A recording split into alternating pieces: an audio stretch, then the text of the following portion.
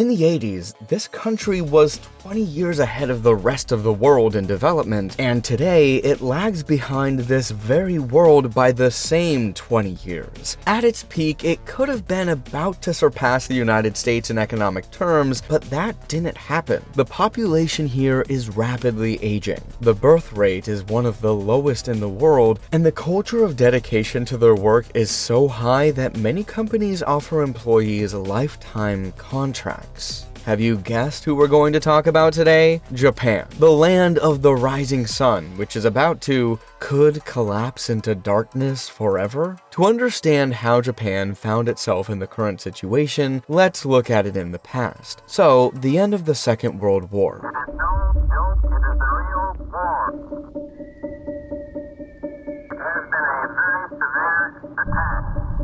Japan is on the losing side. The ruins of the country are occupied by American troops, the economy is in decline, and the population is poor and confused. How could Japan not only recover quickly from such a state, but also start growing at a record pace? Well, it was not without the influence of the United States. After the end of the war, the United States allocated money to the Japanese to rebuild the economy, helped create jobs, provided access to technology and innovation, and opened its market to Japanese goods. They also helped to carry out radical reforms that completely changed the Japanese economy. The land that used to belong to large corporations has passed to the peasants. Workers were given more rights, and small and medium-sized businesses were given financial support. Everything was done so that Japan would not collapse into the communist embrace of the USSR and become the main American base in Asia. All this, combined with the diligence and discipline of the Japanese, led to the Japanese economic miracle. A few figures to understand. From 1953 to 57, exports of Japanese manufactured goods increased by 143%. During this period, exports increased by 51% in the USA and by 30 to 40% in the rapidly developing USSR. In the 1960s, Japanese GDP grew by more than 10%, while in the United States and developed European economies, this figure rarely exceeded 5%. Impressive? But that was just the beginning. At first, Japan exported inexpensive textile, but then the country's leadership relied on more technological and sophisticated production. Having built it almost from scratch, we do not forget the Japanese industry was destroyed after World War II. The Japanese were able to create the most advanced production in the world. It was during this period that the brands you know well began to grow and develop. Sony, Honda, Nissan, Panasonic, Canon, and others. And the world understood well. If it was made in Japan, it meant that it was reliable and high-tech. We're buying. In 1970, Japan, which was in ruins 25 years ago, became the third largest economy in the world. China, France, Great Britain, and the trapped Germany remained behind. Exports are growing at a furious pace. How do you like the 380% increase in GDP by the same 1970? The real income of Japanese people has increased more than 4 times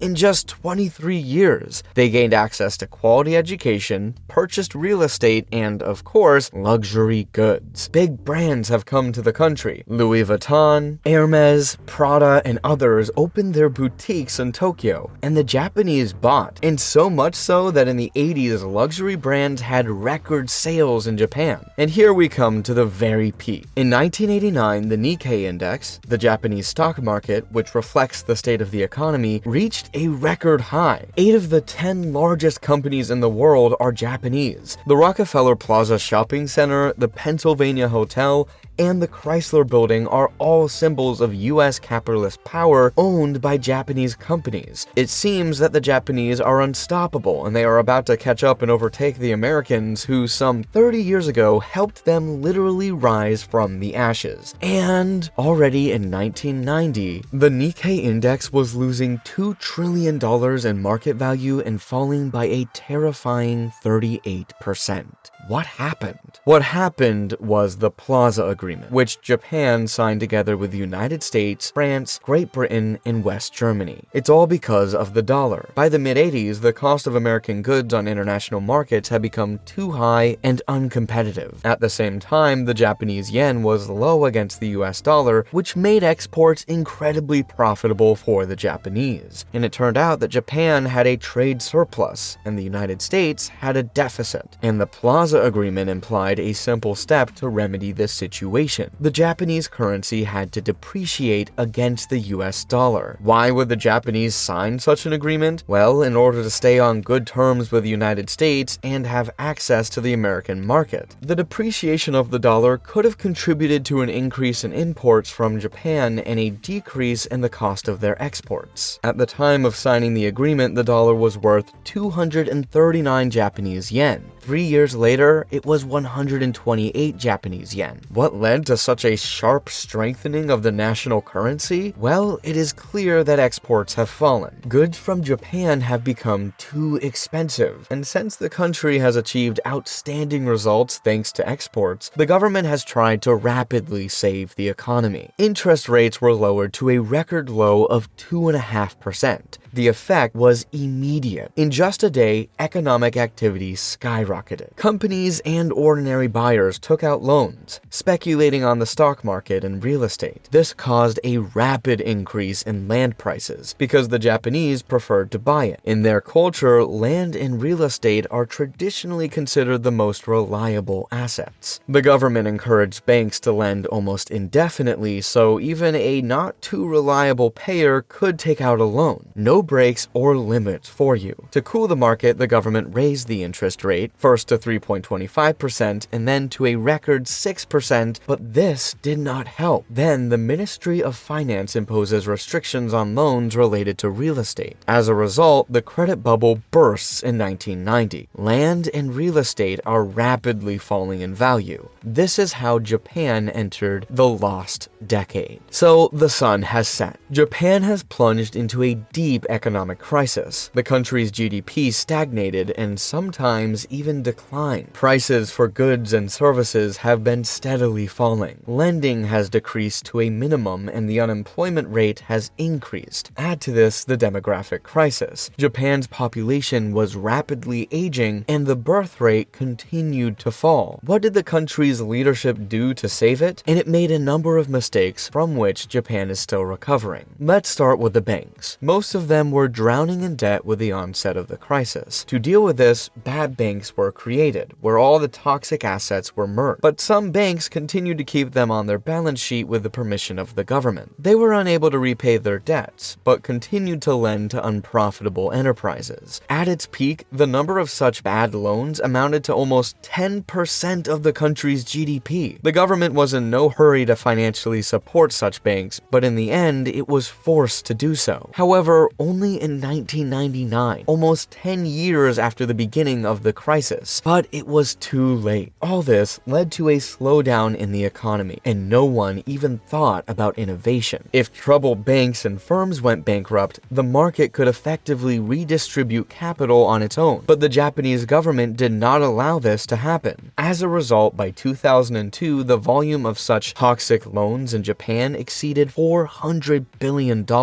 With the beginning of the lost decade, the Bank of Japan began lowering interest rates in the hope of stimulating economic activity. In 1995, the interest rate dropped to zero. All further reduction will have no effect. Prices were falling and the economy was trapped in a deflationary spiral. Consumers didn't buy anything, expecting prices to get even lower. It was only in 2001 that the Bank of Japan decided to introduce quantitative easing. Well, you didn't succeed with the banks, but maybe you were able to use budget funds wisely to restore the economy. Yes, some measures were taken, but they were so insignificant that they defy any explanation. In the 5 years since the crisis began, Japan has spent only 4.5% of its GDP on fiscal stimulus. These are crumbs, especially considering the situation in which your country is sliding into an economic abyss. In 1997, Japan's economy began to show some signs of life, but the government decided to raise the consumption tax from 3% to 5%. Guess what happened after that? Of course, people have reduced their spending, and economic activity, which began to recover with such difficulty, has fallen again. As a result, in the 90s, the average GDP growth in Japan did not even reach the sad 1.5%. But where did the government spend the budget anyway? For public projects. The height of the economic crisis is the most appropriate time for this, they decided. Rural infrastructure received the most funding. In a country where the economy is driven by modern urban areas, is it worth saying that the effectiveness of such actions was almost zero? In many ways, this distribution of funds was facilitated by the Iron Triangle, the so-called close cooperation between the government, business, and the bureaucracy in Japan. In calm times, such an alliance can have a positive impact on the economy. But in the midst of the crisis, this led to the fact that unprofitable organizations were supported by cheap loans. After all, their own had to be saved, even if it hit the market and labor productivity. And what is the result? Productivity growth in Japan has been hovering at just over 1% per year for 10 years. And what did the tech giants do during the crisis? They tried to change and adapt to new conditions. It turned out slowly. Japan's refusal to introduce new products and the desire to preserve unprofitable enterprises led to the fact that the corporate culture in the country stopped developing. Even now, Japanese employers place a higher value on subordination and willingness to sacrifice personal life for work rather than innovation and productivity. It doesn't matter what you've done during your working hours. What matters is how many times you bowed at the boss's entrance, or how often you left the workplace for a smoke break. In addition to these economic obstacles, another one has appeared that has aggravated the overall situation: the aging of the population. Life expectancy was growing, and young Japanese people, too busy with work, did not want to give birth. As a result, the working age population in Japan has decreased by more than 10% since 1995. And while other countries were struggling with similar problems by attracting foreign workers, Japan did what? That's right, they made their borders even more closed than before. Well, the result is predictable. The stagnating economy is suffering without fresh talent and innovative solutions. The labor market is rigid and conservative. Add to this that most of the personnel in the Japanese labor market are highly qualified people with excellent education who are ready to work all day. The situation is deadlocked.